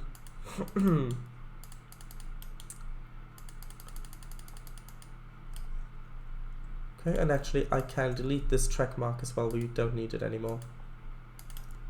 Oops. There we go. Okay. And we will probably need more forest on this side as well, coming across there. Probably along here someplace. I'm not sure how much of this forest I'll keep. Oh, and here's the thing. Trackside objects, so for example, like these horn boards or the whistle signs or signals, don't count as objects when you're copying and pasting, so you don't need to worry about accidentally replacing them. Sorry. So, that's good. Next I'll do the less dense forest. So just grab an area like that and start pasting. And I will go over the ridge slightly, because for example from down here you can kind of see this ridge a bit if you're looking at it. So I will go over it slightly.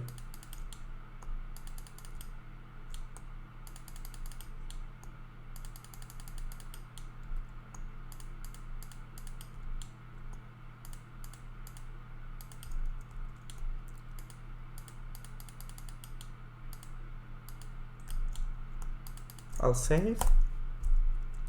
1 second.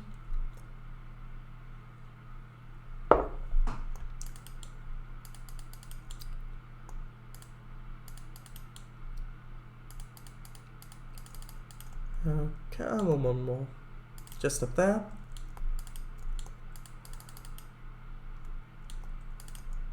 Now, yeah, that looks good. I'll just quickly place the forest on the other side of the valley, and I'm actually going to place this at roughly the same height that the tracks are at, because if I placed it down here, then the valley would look more asymmetrical and you'd think that all of the forest here has been cleared out, which it might have done, but at least at this point, I believe it looks better if the tree line is roughly the same height that the tracks are at. Although that being said, if I do want the player to feel like they are climbing up the valley, then it might actually be a good idea to have the forest on the other side lower, so that you can actually look down on the trees, because then it will feel more like you're higher up.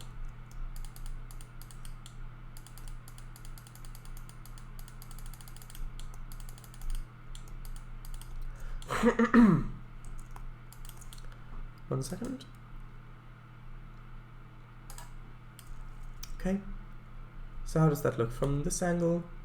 I mean, it's good, but I'd rather the tree line kind of mirrored the curve of the valley, so kind of coming in a bit lower here. I mean the curve of the tracks, because this way, sorry, this way, if you're looking down, you can kind of see the valley snaking through this, well, mountainous landscape, and previously it just looked a bit straight. How does that look from a different angle? Well, we need a few more trees over here to kind of get rid of those right angle edges. And from over here, yes, it looks fine. It doesn't reveal too much of the valley beyond. Okay, so now just quickly remove the trees we don't need, or that are in the way, I mean.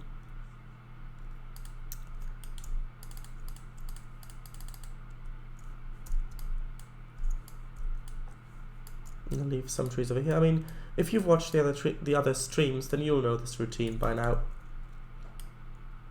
Well, if you've been paying attention.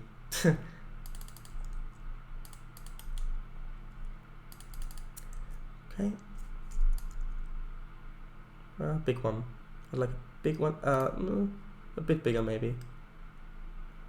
It is a bit finicky.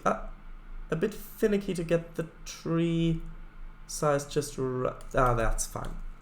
That's what I wanted. Yeah, because with the speed trees, well, most of them anyways, the size is randomized a bit. So, and that's dependent on where the tree is placed on the map. So, if you kind of move it around, some trees it's more obvious than with others, then you can kind of find a place where the tree's size is the way you want. Okay.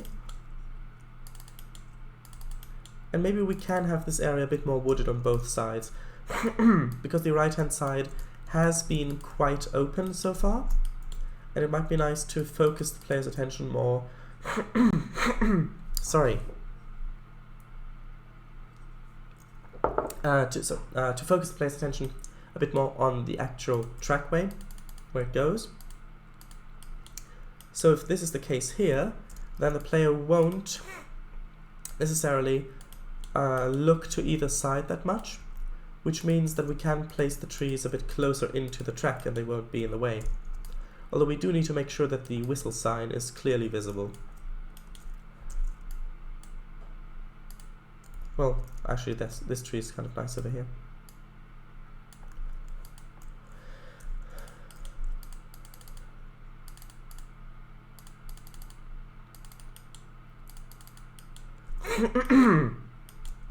Pardon me. Okay. I mean, we could actually have some trees down there. Maybe this dead tree looks quite nice there. And we do need to clear the rock face as well. And I'll do this for maybe another 5 minutes, and then I want to measure the length of the route so far. So we'll do a quick test drive then.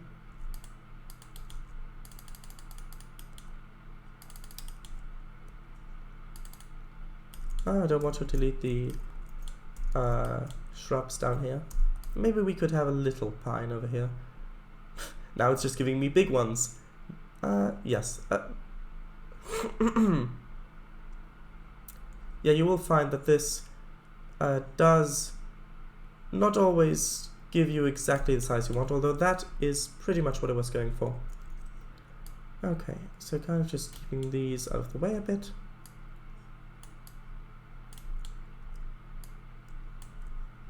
Maybe moving these down into the ground a bit would look better, because it is quite rocky and shouldn't be that overgrown.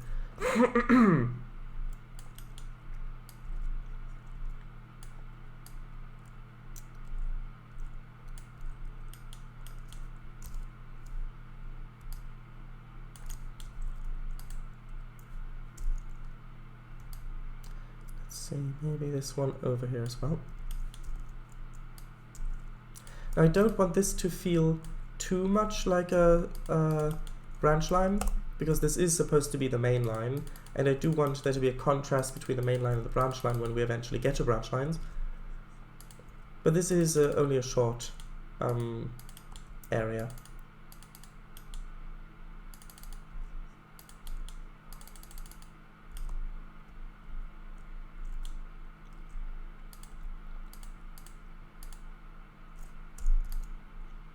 Well, maybe this tree would look better over here in this little green area.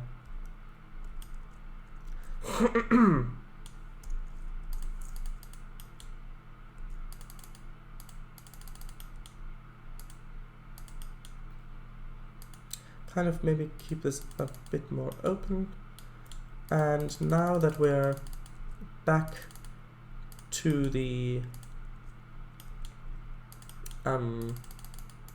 more normal area of track, where it's not in the cutting,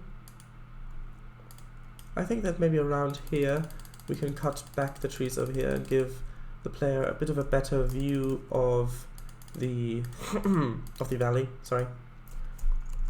Maybe even get rid of a few more trees over here. I'll leave the shrubs below, but just a bit thinner. Just like, oh, maybe they're not that last tree. Maybe move this one over a bit. But something like this. Just kind of an intermediate an intermediate area between forest and no trees.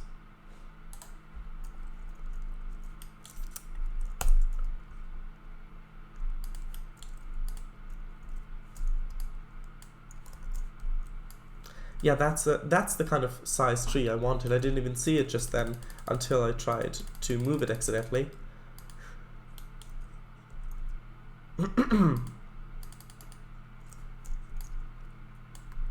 Okay.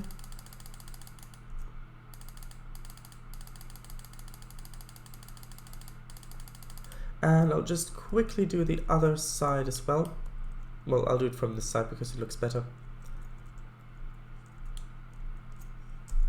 Yeah, not these trees, they're growing on the actual rocks.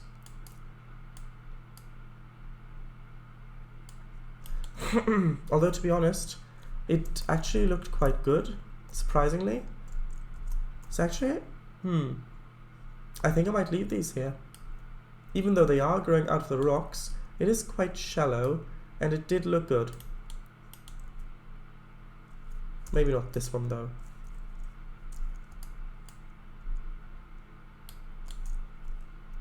Or that one.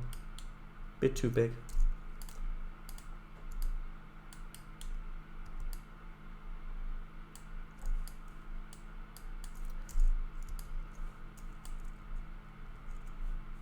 Well, maybe if we moved it in the ground a bit.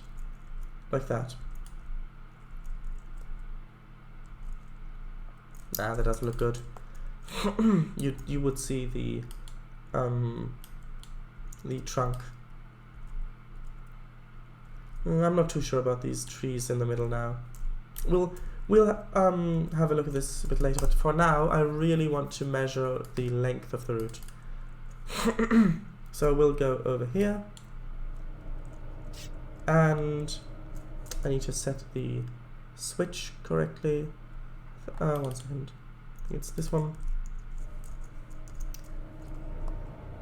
And I will actually use the DCC mode for this, or the I still call it the DCC mode. It used to be called the DCC mode back in older versions of Trainz. I think before Trainz in Era, but in TRS 19 and I think Trainz in Era, it's called the Easy mode.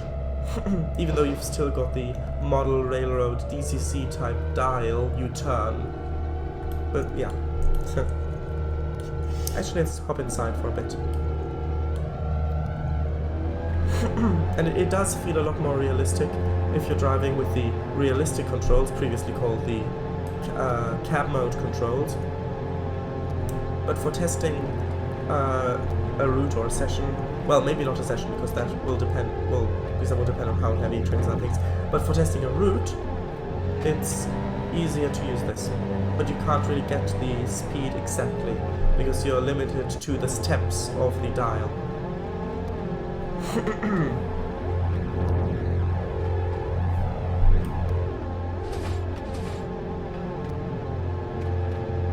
And you can hear the clacking in the background again.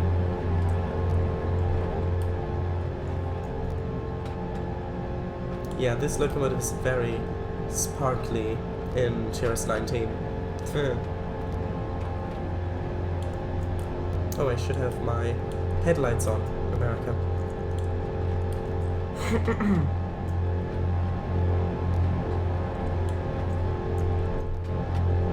And we are actually going at about track speed.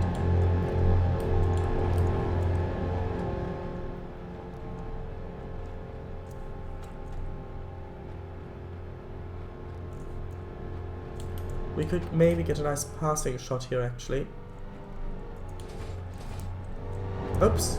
I forgot right, okay. 1 second. I forgot I had turned on the the fast forward debug tools. Because normally, I forgot to mention this earlier, normally if you're holding shift and using the arrow keys, then you're turning the camera more smoothly. So if I normally like this, if I hold shift, it's like this. So it's easier to get a good camera angle. Well, this isn't really very good because we haven't, because of the lighting, but like for example from over here, yes, like that. No, maybe like this or something like that.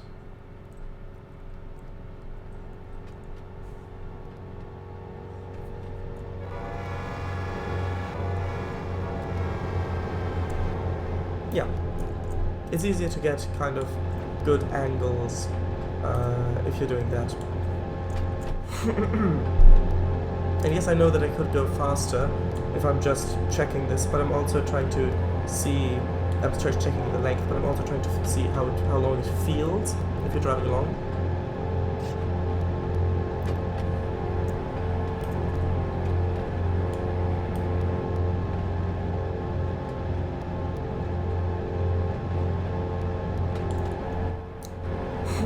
And if you press these square bracket keys in the interior of a cab, then you can cycle through the locomotive's camera views. And that jitter is just because in Trainz in Era, the cameras transition smoothly. So if, for example, you see how the camera kind of flies in and out of the cab when we switch between them. So it kind of interpolates between the two positions. So in the interior, when the camera is moving, it's trying to smooth that out and trying to catch up with the train because it's slowing down and then speeding up again. Yeah.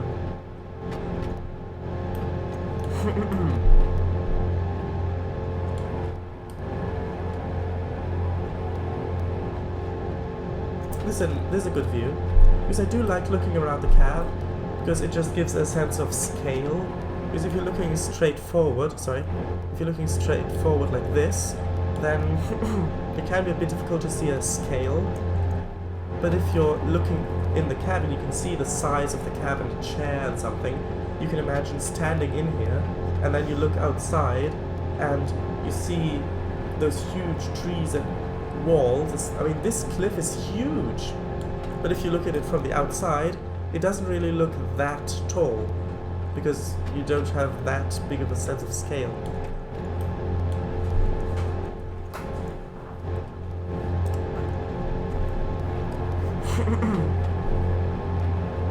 Oh, and I've just seen we've gone past the 11 o'clock mark, which is where the stream usually ends, but I'll just drive to the end of this line.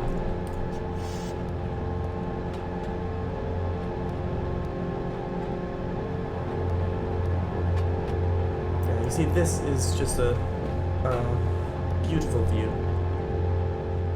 This way as well, but again, the lighting.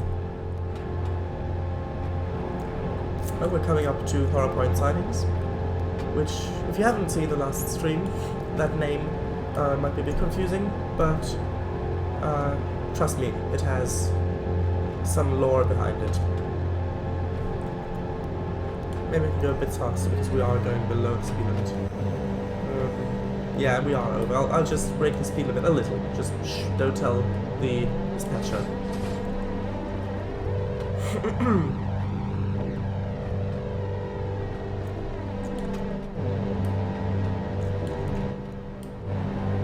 Nope, didn't mean to go on the side, meant to go here.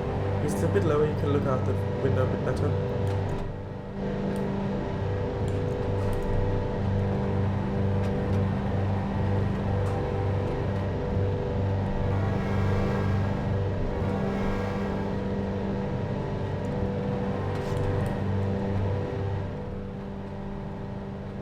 I do like a good siding that's on a curve and also on a grade. It's just a lot more interesting than a normal straight siding.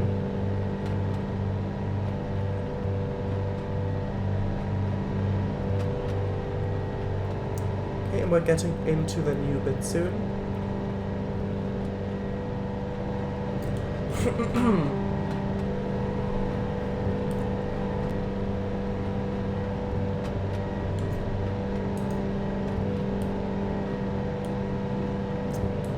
Here's the road, let's join this right up close.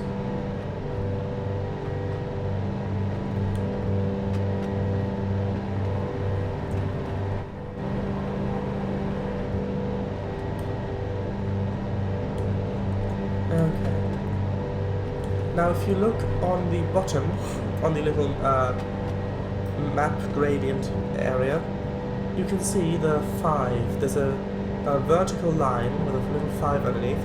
That means that at that point it's been 5 miles since the locomotive began the session. If I press G, it goes to kilometers. It's about 8 kilometers. Oh, I need to press horn. Now how do the trees look in here? Yeah, I think the trees look good. Because the player doesn't really need to turn the camera a lot, although we do need some grass on the... we do need some grass on the grass, yes. And we'll just go to over there. Wait, are those trees floating? 1 second.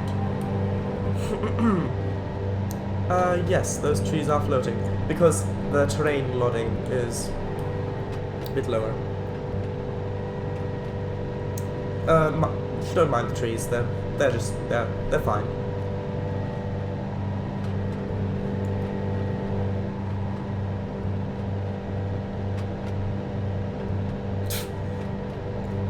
Oh, also from the inside.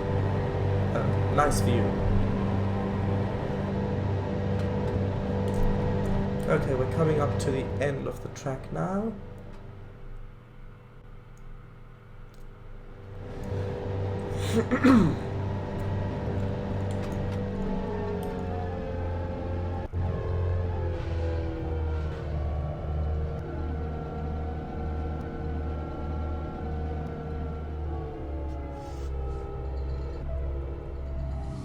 And here we are. Yeah, that's a good thumbnail. Just okay. Anyway, yeah, the stream officially already ended 5 minutes ago. So, yeah. That's the end of the stream. I hope you had fun. I had fun. So, yeah, I'll see you next stream then. So, bye.